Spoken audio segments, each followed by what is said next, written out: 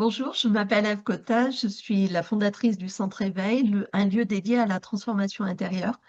J'accompagne des gens qui traversent des pertes de repères, des gens qui sont engagés sur un chemin d'éveil ou encore des personnes qui souhaitent se reconnecter à leur signature énergétique et à leur mission d'âme. Si je devais me résumer en un mot, je dirais la passion. C'est elle qui m'anime et qui donne vie à tout ce que je crée et je transmets.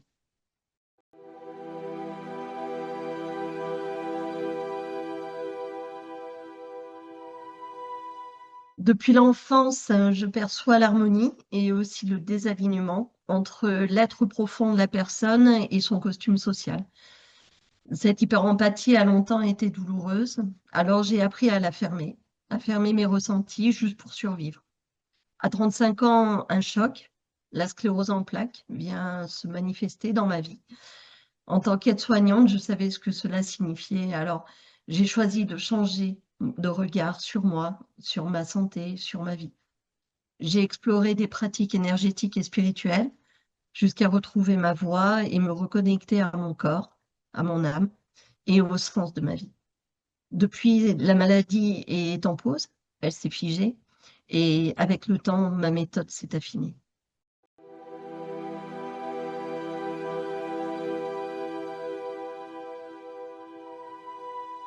Aujourd'hui, j'aide les gens à retrouver leur axe et leur souveraineté et à écouter leur intuition afin de pouvoir vivre un quotidien plus apaisé. Je me vois comme un bâton de marche. Je ne porte pas, je ne pousse pas, je ne tire pas, je soutiens et je stabilise. Et j'aide à traverser des terrains instables sans qu'on perde l'équilibre.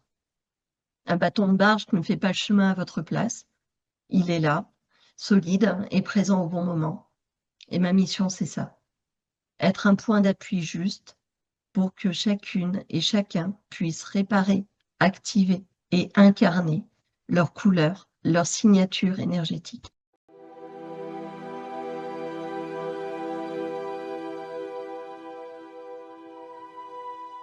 Parce que j'ai vu trop de personnes s'ouvrir trop vite et se perdre. J'ai voulu créer un chemin pour respecter le rythme des différents plans de l'être, le plan du mental, de l'émotion ou encore celui de l'âme. Réparer avant d'activer et activer sur des bases solides, voilà ma motivation. Mon processus, c'est un cadre clair et sécurisant qui permet d'explorer ses perceptions sans se fragiliser. Il ne s'agit pas seulement d'ouvrir, mais de pouvoir vivre cette ouverture de façon stable, alignée et durable.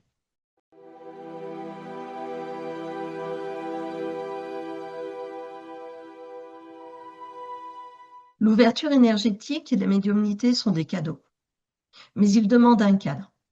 Sans préparation, ça peut déstabiliser. Avec un ancrage solide, ça devient une force. Mon message est simple. Avance à ton rythme, protège ton espace et écoute ton corps. L'ouverture n'est pas une course, c'est un chemin qui se vit en pleine conscience.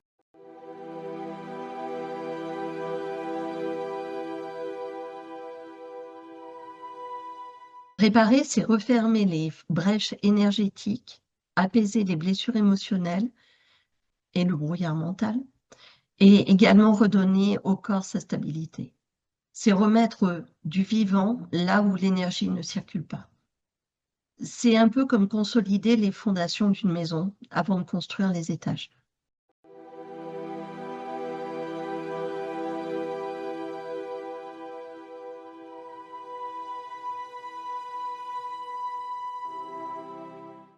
Une faille énergétique, c'est une brèche qui vide notre énergie. Elle brouille notre vision et laisse entrer des influences extérieures. Le plus insidieux, c'est la distorsion de perception. On voit le monde à travers des lunettes rouges teintées par nos blessures. Et le mental, voulant nous protéger, devient parfois une cuirasse. Il nous enferme et nous empêche de ressentir et d'être dans l'ouverture du cœur. L'intuition, elle, est naturelle et accessible à tous. Elle se manifeste dans la joie et la légèreté. C'est cette petite voix intérieure qui nous guide. Le canal médiumnique, c'est une intuition amplifiée et structurée pour percevoir avec plus de précision et de justesse. Mais pour qu'il soit clair et fiable, Il faut ancrer son énergie, réparer les failles et stabiliser tout l'être pour créer un espace de joie et de paix intérieure et donc une sérénité.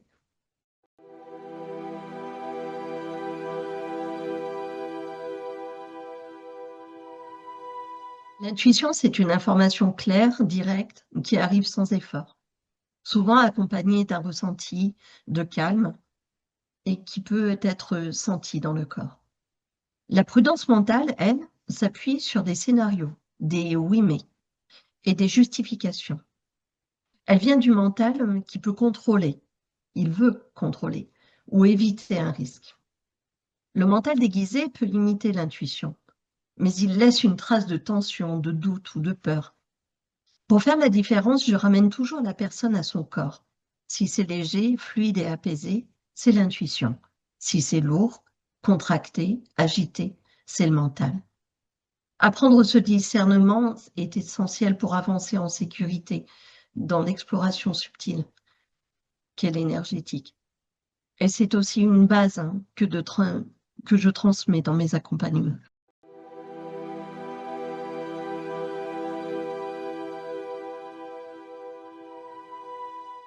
Chaque personne arrive avec son histoire, son énergie et son état du moment. Avant de choisir un outil, j'écoute, j'observe et je ressens les mots, le corps et tout ce qui se joue au niveau subtil. Mon intuition et mes guides m'indiquent si la priorité est de libérer une émotion, guérir une blessure ou redonner de la vitalité. En fonction de cela, je pioche dans ma palette d'outils qui agit sur tous les plans. Ça peut être un soin énergétique, une séance de sophrologie, faire une constellation, utiliser des outils psychocorporels pour travailler avec le corps ou encore rentrer dans un processus. Chaque séance est sur mesure. C'est la personne, consciemment ou non, qui me montre ce dont elle a besoin.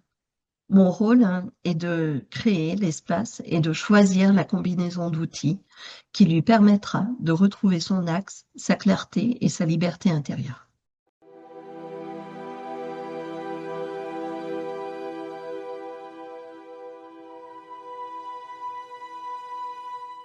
Je le sens dans son énergie, dans ses mots et dans ce qui se dégage au-delà des mots.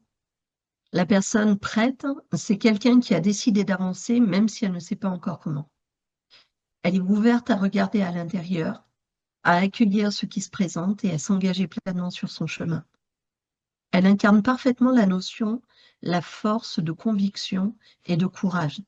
Vous savez, celle qui dit, c'est le courage, c'est avoir peur, mais y aller quand même. À partir de là, je peux lui proposer un accompagnement sur mesure en m'adaptant sur la palette d'outils dont je vous ai parlé.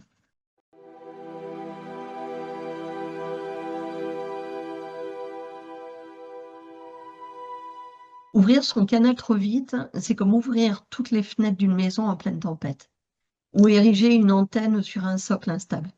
On capte tout ce qui se passe ou rien du tout. Sans préparation, on peut être submergé. Trop d'informations, d'émotions amplifiées, une fatigue, de la confusion, jusqu'à ne plus savoir ce qui vient de soi ou de l'extérieur. C'est pourquoi je commence toujours par stabiliser l'être, avec un travail sur l'ancrage, la clarté mentale ou encore sur l'équilibre émotionnel. Avec cette base solide, l'énergie se galvanise et l'ouverture devient une force, plus un fardeau.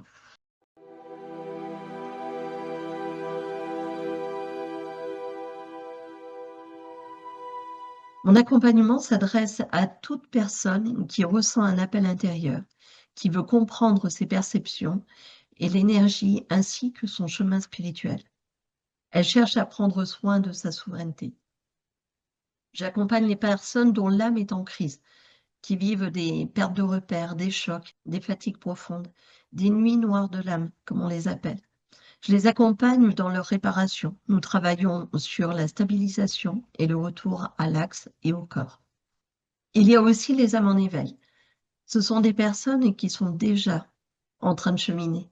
Elles ont déjà ouvert certaines perceptions, mais ont besoin d'un cadre sécurisant pour explorer et canaliser sans se perdre. Je leur offre des ateliers, des outils et des conseils pour se perfectionner dans leur médiumnité. Et enfin, il y a les âmes au service.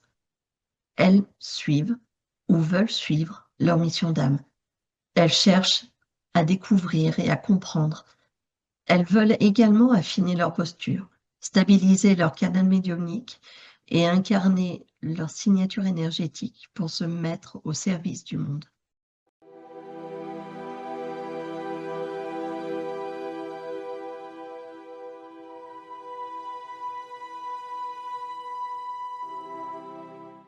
Aujourd'hui, sur mon site, il y a beaucoup d'outils pour l'âme en crise, parce que c'est souvent la première étape. Réparer, stabiliser, retrouver un axe solide. Sans cette base, l'ouverture peut être instable ou même fragilisante, comme nous avons pu le voir précédemment. L'âme en éveil et l'âme en mission ont des besoins, toutes les deux ont des besoins spécifiques. Affiner leur perception, clarifier leur mental, incarner pleinement leur signature énergétique.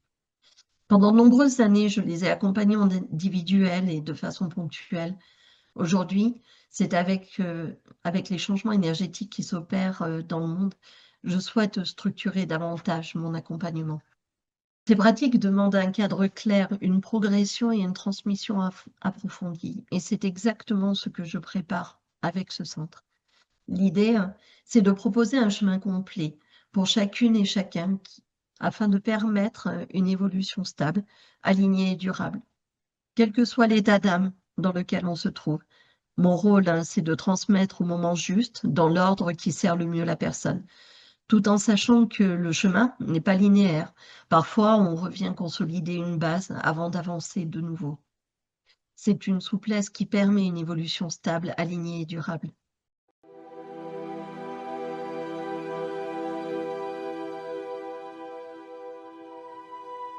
Pour moi, le canal médiumnique, c'est comme un cadenas à 5 chiffres. Pour l'ouvrir, il faut que chaque chiffre soit aligné. Les chiffres sont une analogie de l'ancrage, de la relation au mental, du cœur, des émotions et de l'esprit. Quand tout est ajusté, le canal s'ouvre naturellement. L'esprit circule en harmonie et la médiumnité devient précise, sécurisée et alignée. Elle se déploie. Au début, même si la médiumnité faisait partie de moi, j'avais appris à ne plus écouter. Comme quand l'appel est revenu, j'ai entendu: regarde tes ruines avant celles des autres. Et ce message m'a guidée. Réparer mes propres failles avant d'ouvrir pleinement mon canal.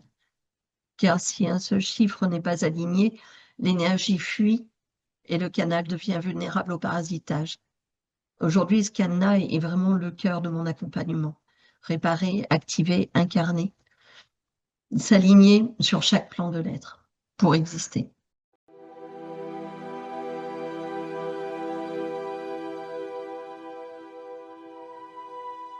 Les retours de témoignages parlent souvent de bascule.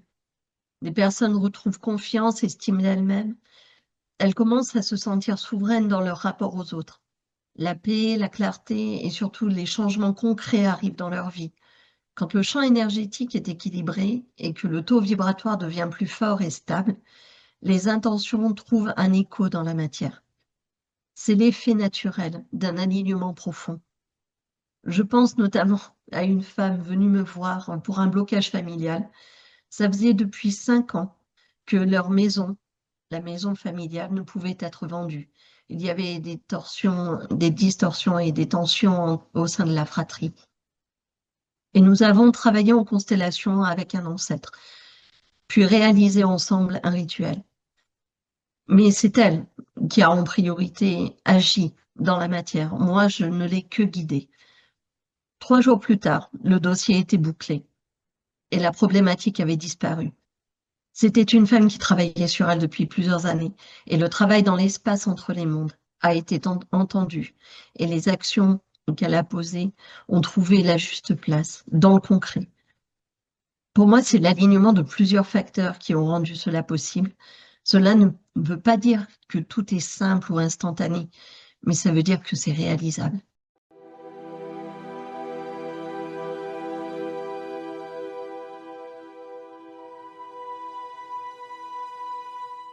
En individuel, on répare et on harmonise les failles énergétiques, émotionnelles et vibratoires pour remettre du vivant là où ça bloque.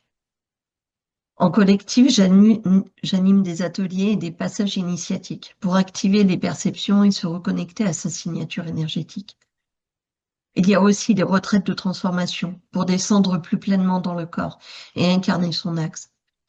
Parfois, j'interviens sur des nettoyages énergétiques des lieux, car l'environnement reflète souvent notre état intérieur. Et à travers mes contenus et ma chaîne L'espace entre les mondes, je tente d'amener des petites graines à mon niveau pour apporter un peu plus de conscience. En fait, mon intention, elle est d'inspirer, de guider et d'accompagner chaque personne vers un alignement plus profond. Le but est de changer le monde.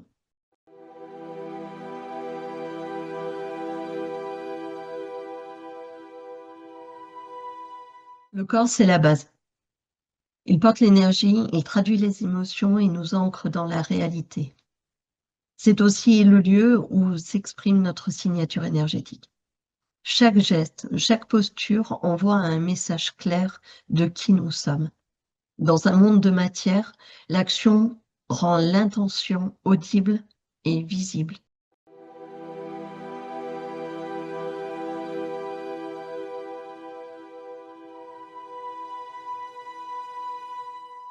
La signature énergétique, c'est notre vibration unique, notre couleur. En quantique, on parle de note, une note que l'on porte. Ce que nous sommes au-delà de tout rôle, de tout masque et de toute blessure. Elle ne s'invente pas, on la porte en nous comme la couleur de nos yeux. Mon rôle, ce n'est pas d'ajouter quelque chose, mais d'enlever ce qui éloigne de soi, ce qui éloigne de l'être. On nettoie le jardin intérieur pour laisser émerger la fleur, sa couleur, son parfum, sa singularité, pour qu'elle puisse enchanter le monde. Quand la signature est claire, tout s'aligne. Les choix, les relations, la posture, et la médiumnité se manifeste plus facilement. J'offre un cadre sécurisant pour des repères clairs, avec des repères clairs. On travaille l'ancrage, le discernement, la capacité à filtrer, reconnaître ce qui nous appartient et ce qui vient d'ailleurs. Par exemple, une cliente pensait vivre de l'anxiété. En réalité, elle absorbait les émotions du lieu. En posant des limites énergétiques et en revenant à son corps, elle a commencé à comprendre ce qui se passait et à ne plus se laisser déstabiliser. Mon rôle, c'est de transformer une sensibilité diffuse en un outil de conscience.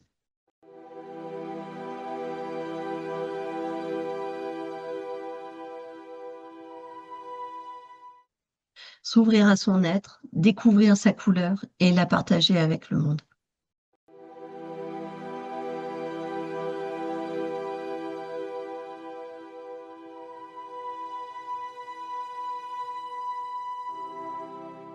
C'est un projet qui verra le jour en 2026. Mon but est de transmettre une pratique ésotérique incarnée, structurée et accessible. À la base, elle vient de l'idée d'une formation qui viendrait par le biais de l'association d'Alan Kardec et le spiritisme. Mais l'approche est beaucoup trop euh, rigide. Alors du coup, j'ai décidé de mettre en place ce projet. C'est un espace pour explorer le subtil avec rigueur, conscience et discernement, mais avec moins de dogmes, je veux dire de même pas, et ancré dans l'expérience et la pratique. Très importante la pratique, se servir du corps. La formation proposera 2 volets, activer et affiner ses perceptions, puis aller plus loin pour découvrir et incarner sa signature énergétique. Pour moi, la médiumnité doit être responsable et collective, et elle aide chacun à retrouver sa vérité et à la vivre pleinement dans la matière.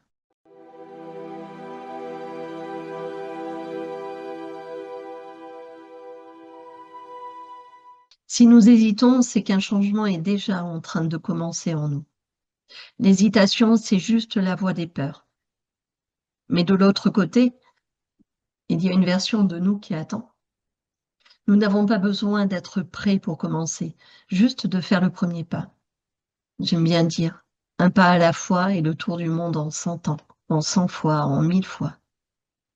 Et nous le faisons ensemble, dans un cadre sécurisant.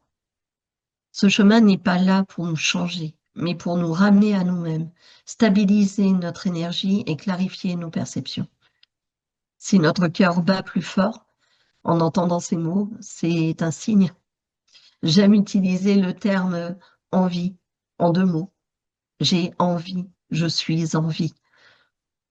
Le reste, nous le construisons pas à pas ensemble.